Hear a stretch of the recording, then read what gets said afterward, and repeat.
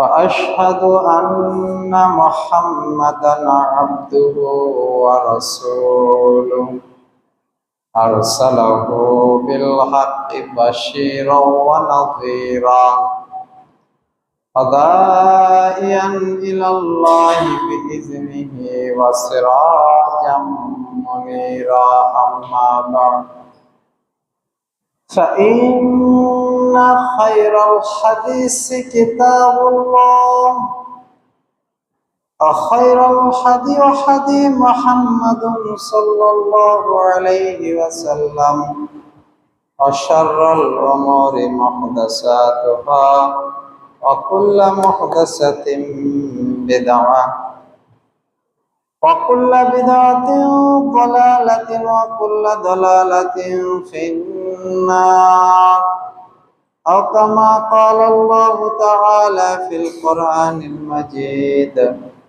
وفي فرقانه الحميد بعد أعوذ بالله من الشيطان الرجيم بسم الله الرحمن الرحيم يا أيها الناس اتقوا ربكم الذي خلقكم من نفس واحدة وخلق منها زوجها وبث منهما رجالا كثيرا ونساء واتقوا الله الذي تساءلون به والأرحام إن الله كان عليكم رقيبا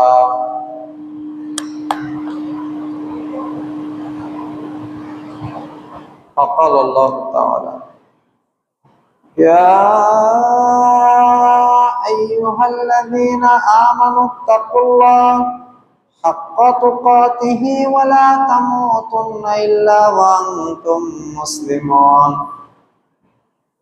عن أنس بن مالك رضي الله تعالى عنه قال قال رسول الله صلى الله عليه وسلم لا تقوم الساعة حتى لا يقول في الأرض لا إله إلا الله رواه مسلم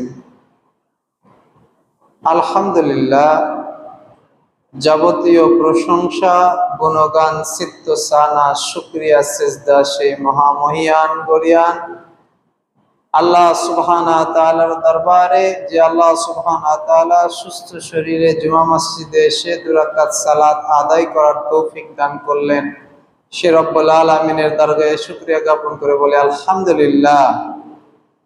সালাত এবং তাসলিম শান্তি বর্ষিত হোক নবী মুহাম্মদ রাসূলুল্লাহ সাল্লাল্লাহু আলাইহি ওয়াসাল্লামের প্রতি, যার দেখানো পথ এবং পদ্ধতির মধ্যে রয়েছে মানব জাতির জন্য ইহকালীন সফলতা এবং পরকালীন মুক্তি।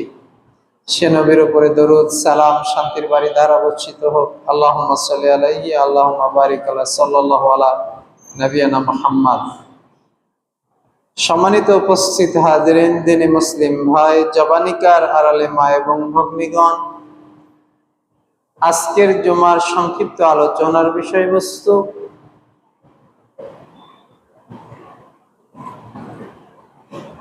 তাকওয়ার গুরুত্ব এবং তাকওয়া হাসিল করলে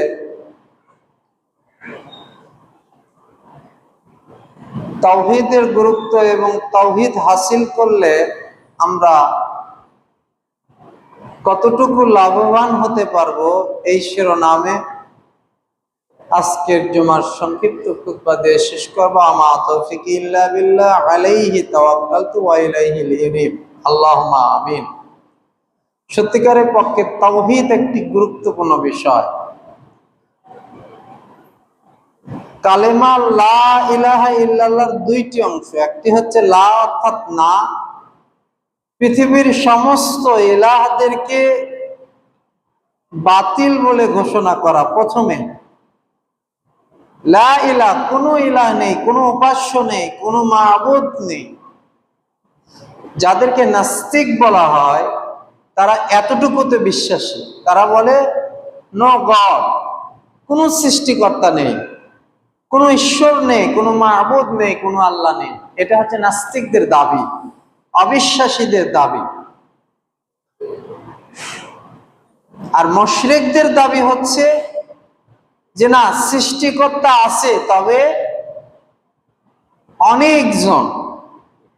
তারা আবার কি বলে, কাফের আর মুশরিক যারা, তারা বলে না যে সৃষ্টিকর্তা নেই, তারা বলে সৃষ্টিকর্তা রয়েছে, তবে তাদের সংখ্যা অনেকজন।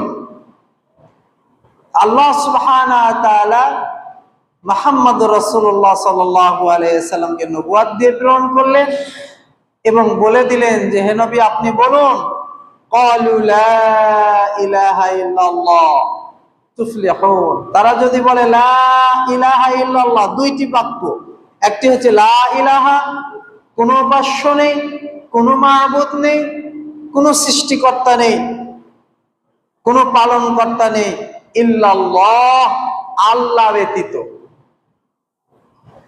কোনো উপাস্য নেই, কোনো ইবাদতের হকদার, যোগ্য উত্তরাধিকারী ইবাদতের কেউ নেই আল্লাহ ব্যতীত। তাহলে কালেমাতুত তাওহীদের দুইটি অংশ, একটি হচ্ছে লা ইলাহা আর একটি হচ্ছে ইল্লাল্লাহ। এই দুইটি অংশকে যারা ধারণ করেছে তাদের গুরুত্ব এবং ফজিলত, এবং এই বিশ্বাসটার গুরুত্ব এবং ফজিলত কত বেশি।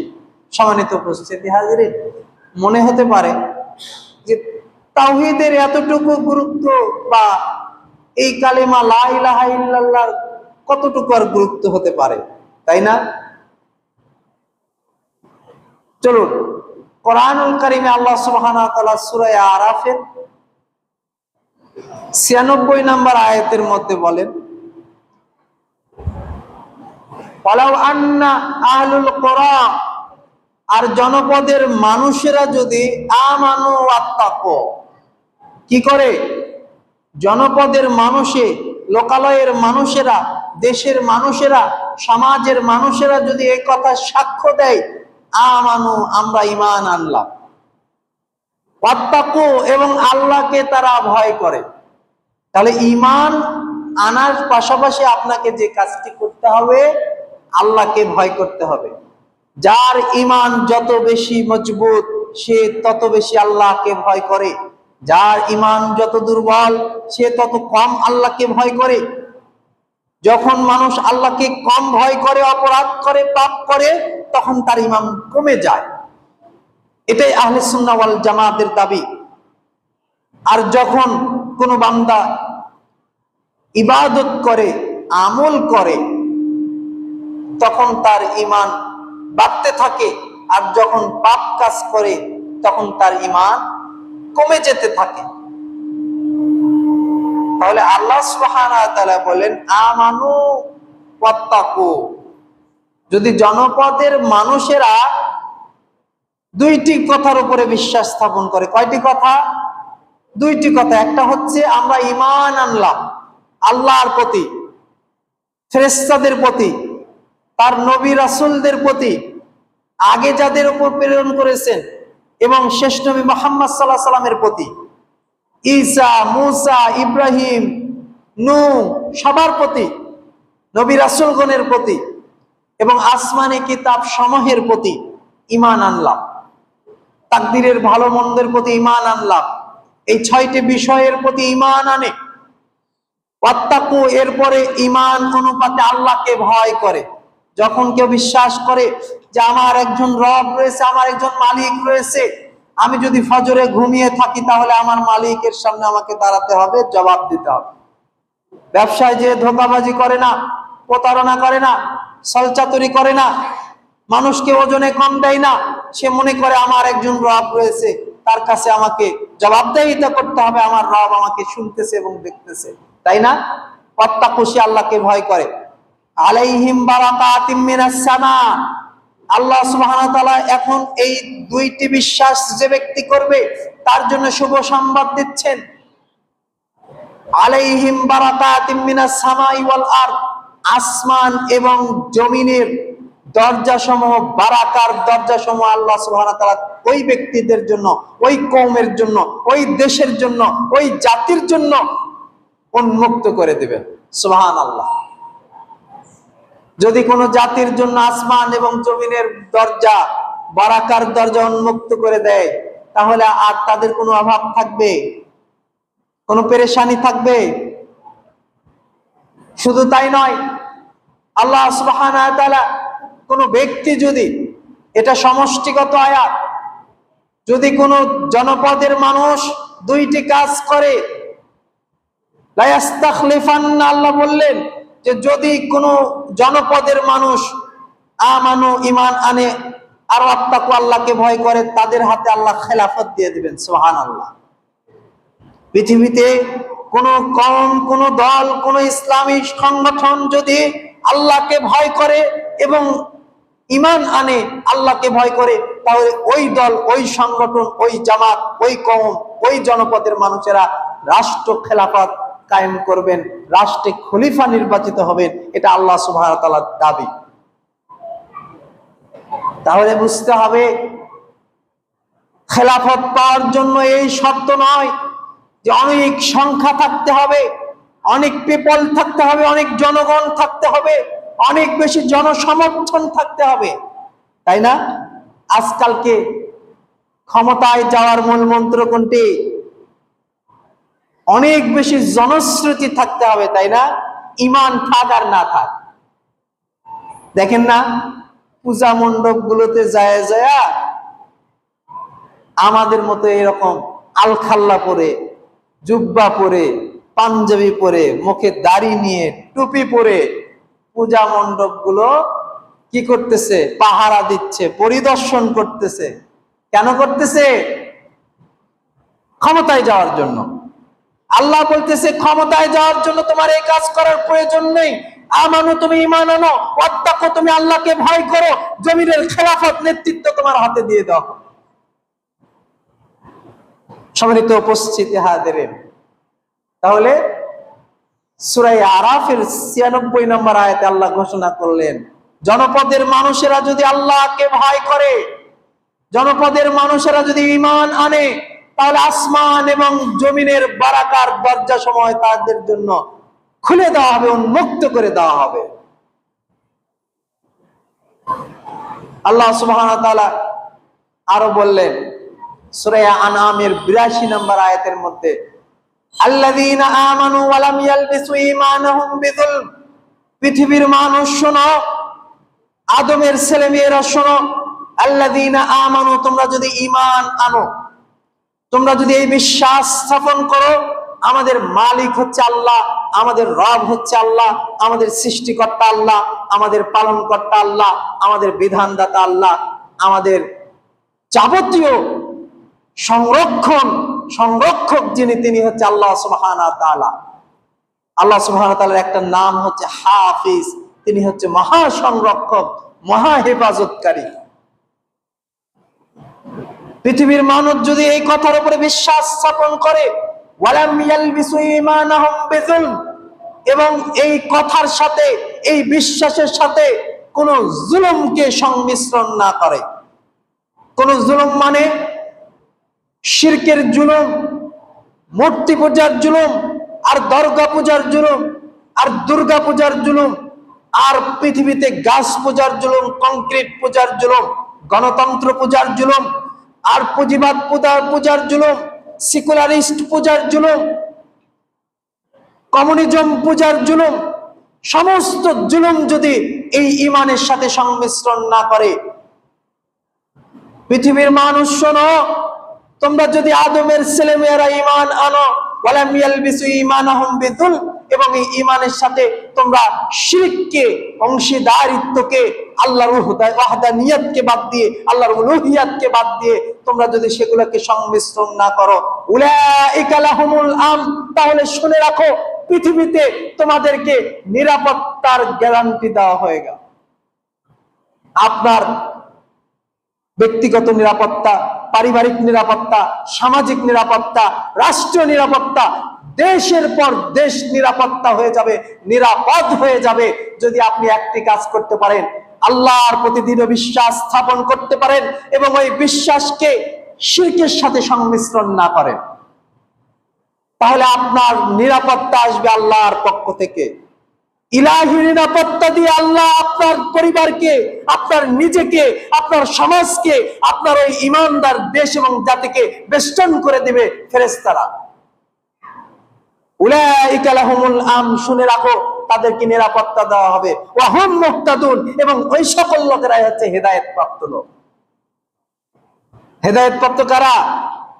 আল্লাহ ঘোষণা দিতে যারা ঈমান আনে আর ঈমানটাকে শিরকের সাথে সংমিশ্রণ করে না।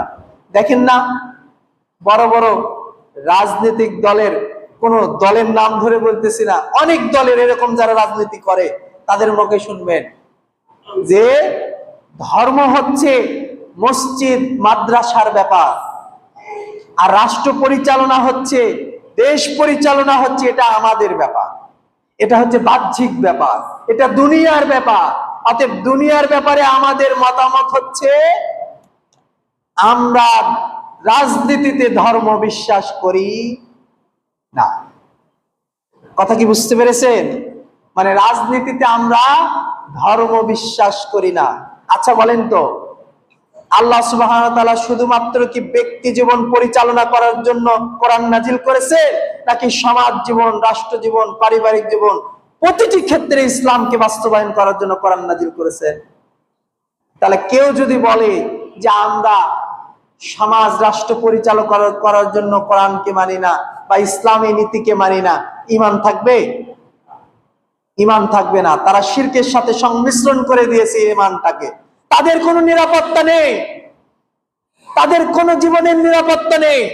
দেখবেন 5 বছর, 7 বছর, 10 বছর জীবন পরিচালনা করে বিলাসবহুল গাড়ি বাড়িতে চড়ে রাস্তায় পড়ে রয়েছে, আছে না? রাতের অন্ধকারে নৌকায় চেপে দেশ থেকে দেশান্তর হয়েছে। তাদের জীবনের নিরাপত্তা নেই। কেন নেই?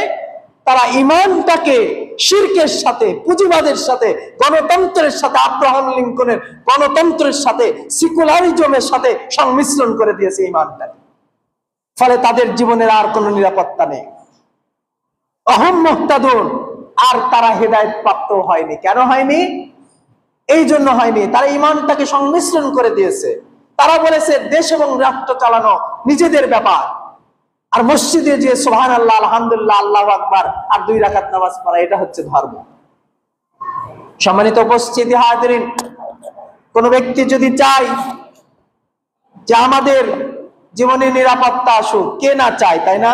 আমরা সবাই চাই যে আমাদের ছেলে মেয়েগুলো নিরাপদে থাকুক, আমাদের স্ত্রীগুলো নিরাপদে থাকুক, মা বোনগুলো নিরাপদে থাকুক, আমরা নিজেরা বাড়ি থেকে বের হয়ে যখন তখন নিরাপদে থাকি। সবাই চায় এটা। কিন্তু আল্লাহ সুবহানাহু ওয়া তাআলা বলতেছে না না না, তোমরা নিরাপদ হতে পারবে না যতক্ষণ পর্যন্ত না তোমরা ঈমান আনো আর ওই ঈমানটাকে শিরকের সাথে, তাগুতের সাথে সংমিশ্রণ না করো। যদি তোমরা ঈমান আনো আর ঈমানটাকে শিরকের সাথে, তাগুতের সাথে, বাতিলের সাথে সংমিশ্রণ না করো, তাহলে আসমান থেকে তোমাদের নিরাপত্তার ব্যবস্থা করা হবে এবং আসমান থেকে তোমাদের জন্য ঘোষণা দেওয়া হবে যে তোমরাই হেদায়েত প্রাপ্ত। সম্মানিত উপস্থিতি হাজিরিন, ইলাহি হিদায়াত প্রাপ্ত আর আসমানি নিরাপত্তা কেমন জানে? আসমানি নিরাপত্তা নিয়ে সহিহ মুসলিমের 155 নম্বর হাদিস, আবু হুরায়রা রাদিয়াল্লাহু তাআলা থেকে বর্ণিত, তিনি বলেন রাসূল সাল্লাল্লাহু আলাইহি ওয়াসাল্লাম বললেন, তোমাদের সামনে ঈসা ইবনে মারইয়াম আসবেন ইনসাফ, ন্যায় পরায়ণ শাসক হয়ে। কি শাসক হয়ে? ন্যায় পরায়ণ শাসক হয়ে তোমাদের জন্য আসবেন। তিনি প্রথম যে কাজটি করবেন, সমস্ত ক্রুশগুলোকে ভেঙে চুরমার করে দিবেন। খ্রিস্টানদের ওই যে ক্রুশ আছে না, তারা যে তৃতীয়বাদে বিশ্বাসী, পিতা, পুত্র আর পবিত্র আত্মা, এই ক্রুশগুলো যেখানে যেখানে রয়েছে সমস্ত ক্রুশগুলোকে ঈসা ইবনে মারইয়াম, ঈসা আলাইহিস সালাম ভেঙে চুরমার করে দিবেন। এরপরে কি করবেন? যে শুকুরের গোশত খেয়ে আজকে ইহুদ আর নাসারারা ফিলিস্তিনের মুসলমানদের উপর বর্বর নির্যাতন চালাচ্ছে, তাই না? তাদের আচরণগুলো দেখেন না? যখন ইসরায়েলের ফিলিস্তিনের সেই ছোট ছোট বাচ্চারা, শিশুরা সেই বোমার আঘাতে জর্জরিত হয়ে ক্লিনিকে চিকিৎসাধীন অবস্থায় সেই ক্লিনিকের উপরে, হাসপাতালের উপরে বোমা নিক্ষেপ করে সেই বাচ্চাদেরকে হত্যা করা হচ্ছে। আর ওইদিকে এই শুকুরের আচরণের ইহুদিরা তারা গান বাজনাতে মত্ত রয়েছে, তারা ফুর্তি করতেছে, আনন্দ করতেছে। ঈসা আলাইহিস সালাম এসে এই শুয়ারগুলোকে আগে হত্যা করবেন, যাতে মানুষের ভিতর থেকে এই শুয়ারের গোশত খাওয়ার কারণে এই শুয়ারের আচরণ আর না থাকে। আগে প্রথমে তিনি এই ক্রুশগুলোকে ধ্বংস করার পরে শুকুরগুলোকে হত্যা করবেন। সারা পৃথিবীব্যাপী যত কর রয়েছে, জিজিয়া রয়েছে, এক দেশ থেকে আরেক দেশে গেলে, এক দেশ থেকে পণ্য আরেক দেশে নিয়ে গেলে যেরকম কর দিতে হয়, জিজিয়া দিতে হয়, ট্যাক্স দিতে হয়, ঈসা আলাইহিস সালাম এসে প্রথমে এই ট্যাক্স গুলোকে বাতিল করে দিবেন। সারা পৃথিবীব্যাপী ব্যবসা চলবে, কোনো ট্যাক্স দিতে হবে না, কর দিতে হবে না। হাদিস সহিহ মুসলিমের। তিনি আর কি করবেন? তিনি এই করকে বাতিল করার পরে ঈসা আলাইহিস সালাম ঘোষণা করে দিবেন যে শোনো, তোমরা মুসলিমরা সবাই ভাই ভাই, সবাই তোমরা শান্তি শৃঙ্খলা ভাবে ব্যবসা বাণিজ্য করো, একে অপরের প্রতি তোমরা সৌহার্দ্যপূর্ণ আচরণ করো, একে অপরের প্রতি ন্যায় নীতি ইনসাফ কায়েম করো। এভাবে ঈসা আলাইহিস সালামের সেই সময়টা সুশাসন নেমে আসবে। প্রতিটি মানুষ, প্রতিটি উটের পাড়গুলোকে, মোটা তাজা উটগুলোকে আরবরা এখন বেঁধে রেখেছে, তাই না? আপনি যদি সৌদি আরবে যান তাহলে উটগুলো কি রাস্তায় বেড়াতে দেখা যায় না? একটা ফার্মের ভিতরে, একটা আবদ্ধ জায়গার ভিতরে মালিকানাধীন রাখা হয়েছে, তাই না? ঈসা আলাইহিস সালাম সমস্ত এই মোটা তাজা উটগুলোকে ছেড়ে দিবেন। ভাবতেছেন সেই সময় মানুষেরা নিয়ে নেবে?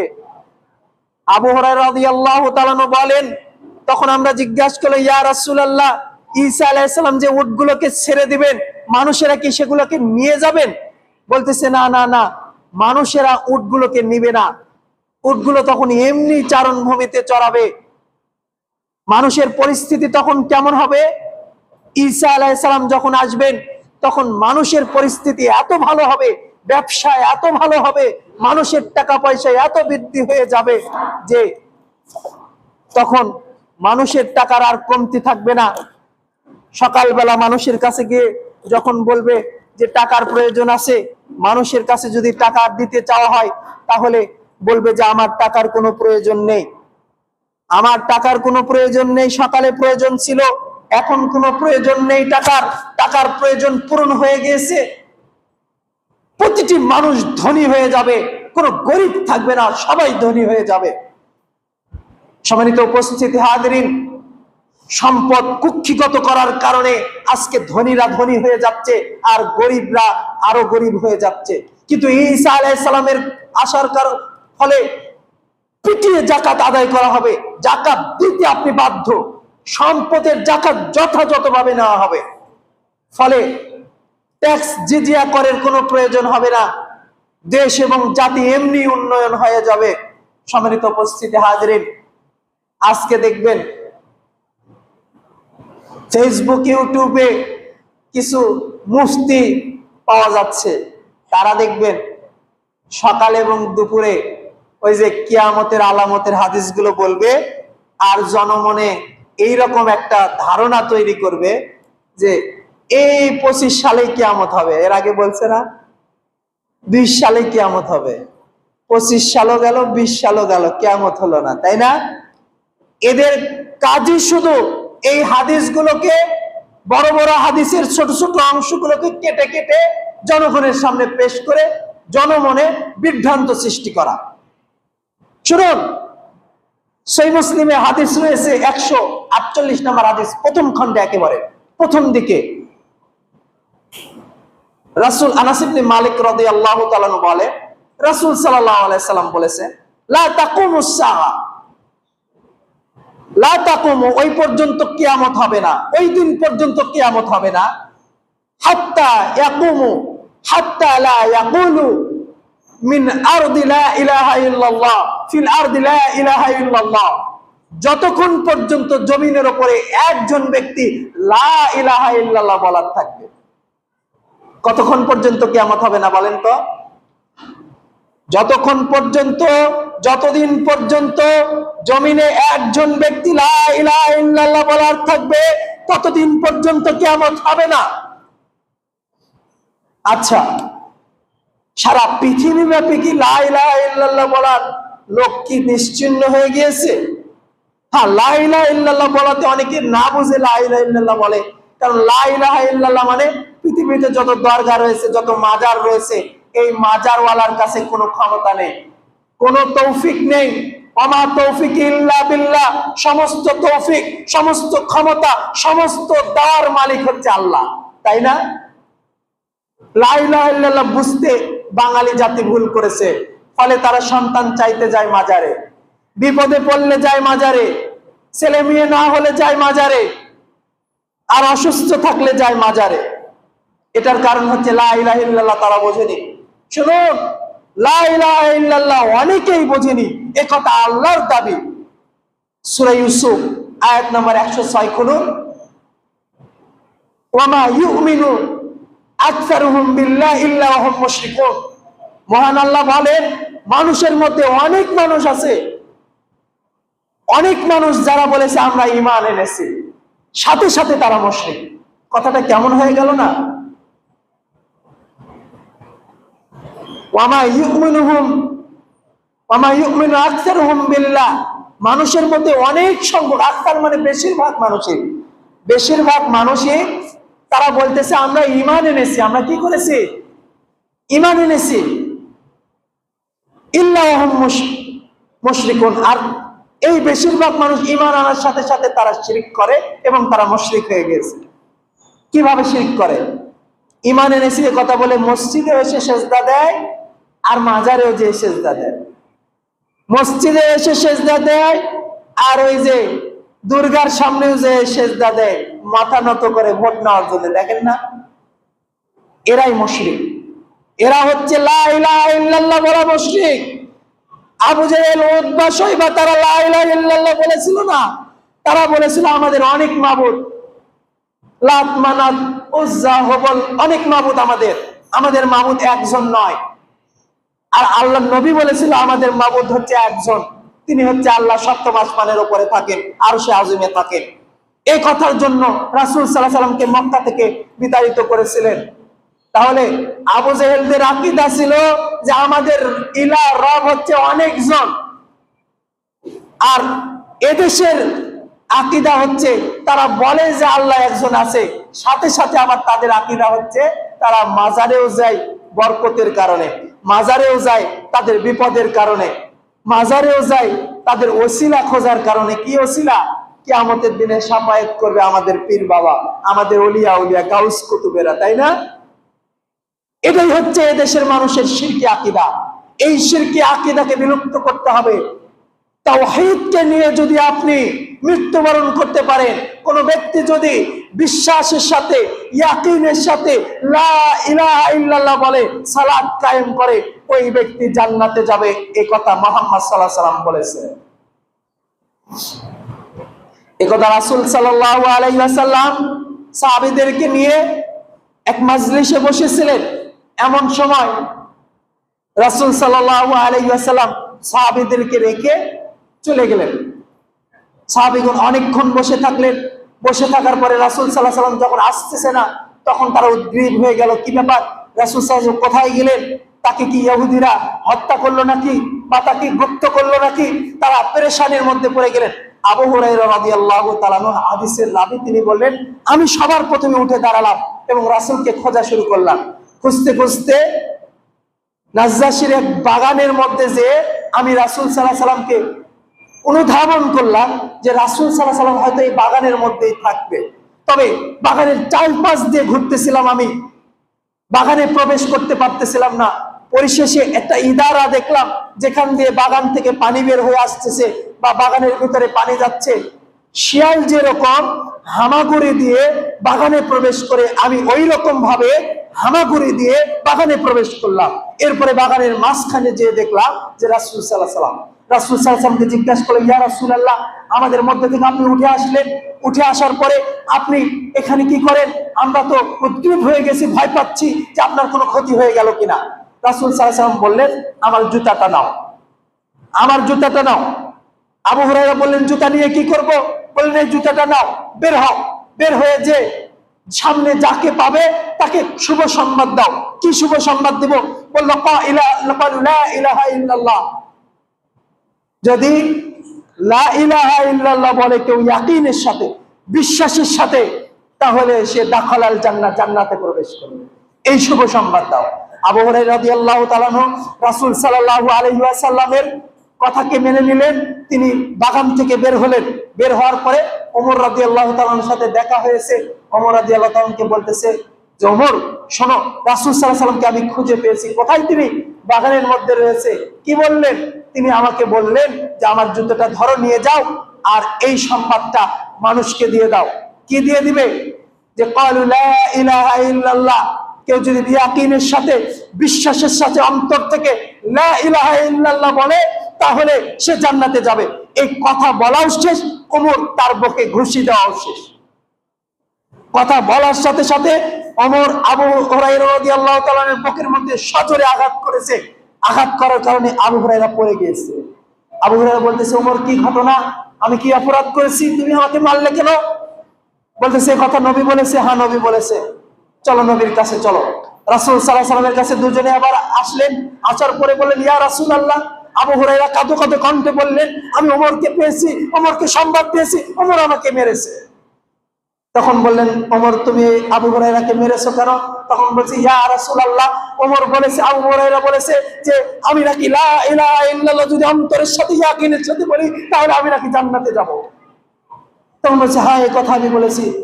তখন বলছে, ইয়া রাসূলুল্লাহ, এই কথা যদি জনপদের মানুষকে বলা হয়, তাহলে তা আমল করাই ছেড়ে দেবে।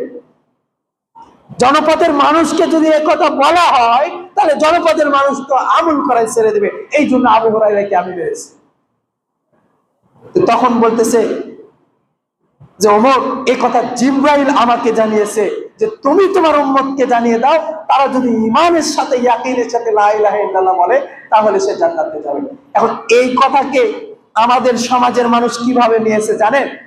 বলেন, যখন ভাই চলেন নামাজে যায়, বলতেছে, যাও যাও তুমি পড়ো। নামাজ পড়ে কত কি করছো দেখলাম না? আমরা নামাজ না পড়লাম, আমাদের অন্তর পরিষ্কার আছে। আবার বলে, লা ইলাহা ইল্লাল্লাহ পড়ছি না, জান্নাতে ঠিকই যাব। শুনুন, লা ইলাহা ইল্লাল্লাহ তিনটি প্রধান সত্য। একটা হচ্ছে অন্তরে বিশ্বাস করতে হবে যে আমার রব হচ্ছে আল্লাহ। তাহলে কেউ যদি তার মনিবকে বিশ্বাস করে যে আমার ইনি মনিব, আমাকে খাওয়ায়, আমাকে পড়ায়, বিপদ আপদ আসলে ইনি দেখবে। আর মনিব যদি বলে, মালিক যদি বলে, আব্দুর রহমান গাড়িটা নিয়ে আসো তো, যাও তো, সে কি বলবে? এখন পারবো না, তাই বলবে না? বলবে এখনই যাচ্ছি, তাই না? মালিক যেহেতু আল্লাহ সুবহানাহু ওয়া তাআলা, তার আদেশ নিষেধ পালন করতে হবে। এটা হচ্ছে অন্তরের বিশ্বাস। দুই, মুখ দিয়ে স্বীকার করতে হবে, মুখ দিয়ে স্বীকার করতে হবে। তিন, কাজে বাস্তবায়ন করতে হবে। আপনি যে অন্তরে বিশ্বাস করেছেন, আপনি যে মুখ দিয়ে স্বীকার করলেন, কিন্তু আপনার কাজ নেই, আপনার সালাতের ওয়াক্ত পার হয়ে যাচ্ছে, আপনি ব্যবসার জায়গায় বসে আছেন, তাই না? তাহলে আপনার কাজে বাস্তবায়ন নেই। প্রকৃতপক্ষে অন্তরে আপনি বিশ্বাস স্থাপন করেননি। আপনি বিশ্বাস স্থাপন করেছেন ওই রকম যেরকম আব্দুল্লাহ বিন উবাই বিশ্বাস করেছিল। যেরকম আব্দুল্লাহ বিন উবাই মুখ দিয়ে বলেছিল লা ইলাহা ইল্লাল্লাহ, বলেনি? মুনাফিকরা রাসূলের সামনে যায় বলেনি লা ইলাহা ইল্লাল্লাহ, বরং তারা আরো বেশি বেশি করে লা ইলাহা ইল্লাল্লাহ বলতো। তখন সাহাবীরা দ্বিধাদ্বন্দ্বে পড়ে যেত, কি ব্যাপার, এরা যে এতবার লা ইলাহা ইল্লাল্লাহ বলতেছে, এরা মনে হয় জান্নাতের উপরের স্তরে থাকবে। তখন আল্লাহ কোরআনের আয়াত নাজিল করলেন, শোনো, মুনাফিকদের এই বেশি বেশি জিকির যেন তোমাদেরকে বিধিব্যস্ত না করে তোলে, বরং তারা এটা বোঝাতে চায় যে আমরা তোমাদের সাথেই আছি, আমরা তোমাদের সাথেই আছি।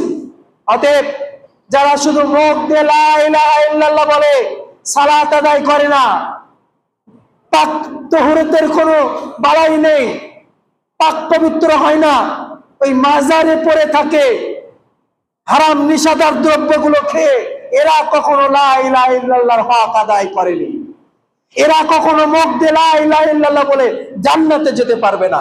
লা ইলাহা ইল্লাল্লাহ বলতে হবে অন্তর দিয়ে, লা ইলাহা ইল্লাল্লাহ বলতে হবে মুখ দিয়ে, লা ইলাহা ইল্লাল্লাহ বিশ্বাসের সাথে, ইয়াকিনের সাথে আমল করতে হবে। বলতেছিলাম প্রিয় দিনী মুসলিম ভাইরা, জীবনে যদি নিরাপত্তা চান, আবার ফিরে যাই সূরা আরাফের 96 নম্বর আয়াতে। আপনার জীবনে যদি নিরাপত্তা চান, আপনার ছেলে মেয়েদের জীবনে যদি নিরাপত্তা চান, তাহলে আপনাকে আমানু ওয়াত্তাকু, ঈমান আনতে হবে আর আল্লাহকে ভয় করতে হবে। তাহলে আল্লাহ আসমান থেকে আপনার ছেলে মেয়ে, আপনার নিরাপত্তার ব্যবস্থা করতে হবে। বারাকাতিস সামাই ওয়াল আরদ, এবং আসমান এবং জমিনের বরকতগুলো আপনার জন্য উন্মুক্ত করে দিবে। আর কি করবেন? লা ইস্তাখলিফান্নাকুম, এবং আপনার জন্য জমিনের নেতৃত্ব আপনার হাতে দিয়ে দিবে। সুবহানাল্লাহ। বলতেছিলাম যে এই জন্য ইসলামী ইমারত হচ্ছে ঈমান আনতে হবে, ইয়াকিন করতে হবে, আর মানুষকে এই ঈমানের দাওয়াত দিতে হবে। সমাজের পর সমাজ, দেশের পর দেশ, মহল্লার পর মহল্লার কাছে যদি ঈমানের দাওয়াত পৌঁছে যায়, তারা আর এই গণতন্ত্র মানবে না, তারা আর এই সেকুলারিজম মানবে না, তারা আর এই পুঁজিবাদ মানবে না, তারা আর কমিউনিজম মানবে না। তারা এক ওয়াহদানিয়াতের ছায়াতলে এসে আল্লাহর দ্বীনকে কায়েম করার জন্য তাজা রক্তকে বিলিয়ে দিবে, তাই না প্রিয় দিনী মুসলিম ভাই? এই জন্য আপনি ঈমানের দাওয়াত দেন। ঈমানের দাওয়াত দিলে দেখবেন আপনি নিজে পরিবর্তন হবে, আপনার পরিবার পরিবর্তন হবে, আপনার সমাজ পরিবর্তন হবে। সুদও খায় হজও করে, আছে না? ঘুষও খায় হজও করে, বরং প্রতারণা করে ভার্সিটির কোশ্চিন আপনার ওই যে বিসিএস কোশ্চিন গুলো বিক্রি করে ওই টাকা দিয়ে হজ করে আসে, আছে না এরকম? তার মানে কি? এই ব্যক্তির ঈমানই নেই। এই শুধু মুখ দিয়ে লা ইলাহা ইল্লাল্লাহ বলে আর কাবা ঘর তওয়াফ করে আসে এমনি এমনি মানুষকে দেখানোর জন্য। কথা কি বুঝতে পেরেছেন? যে ঈমান আনতে হবে মুখ দিয়ে নয়, মন দিয়ে, দিল দিয়ে, বুক দিয়ে ঈমান আনতে হবে। তাহলে ওই ঈমান দিয়ে সালাউদ্দিন আইয়ুবের মতো বাইতুল মাকদিস বিজয় করে যাবে, ইউশা বিন নুনের মতো সূর্যকে থামিয়ে দেওয়া যাবে। আল্লাহ সুবহানাহু ওয়া তাআলার নির্দেশে বাইতুল মাকদিস জেরুজালেম বিজয় করার জন্য ইউশা বিন নুনের দোয়াতে সূর্য থেমে গিয়েছিলেন। ইতিহাস পড়ে দেখবেন। এই জন্য ঈমান যদি আপনি আনতে পারেন, তাহলে আপনার দ্বারা আজকের ক্রুসেড বিজয় হবে, আপনার দ্বারা আজকে ফিলিস্তিন বিজয় হবে, আপনার দ্বারা হিন্দুস্তান বিজয় হবে, সারা পৃথিবী আপনার দ্বারা বিজয় হবে, যদি আপনি ঈমানের বলে বলিয়ান হতে পারেন। আর যদি ওই মূর্তি পাহারা দিয়ে ঈমান নিয়ে যায় আপনি ওই ক্ষমতায় যেতে চান, তাহলে সামনে দিন আসতেছে, পালানোর রাস্তা পাবেন না, পালানোর কোনো পথ পাবেন না। আল্লাহ সুবহানাহু ওয়া তাআলা হেফাজত করুন, বলেন আমিন। ইন্নাল্লাহা ইয়া'মুরু বিল আদলি ওয়াল ইহসান ওয়া ইতা'i যিল কুরবা ওয়া ইয়ানহা আনিল ফাহশাই ওয়াল মুনকার ওয়াল বাগই।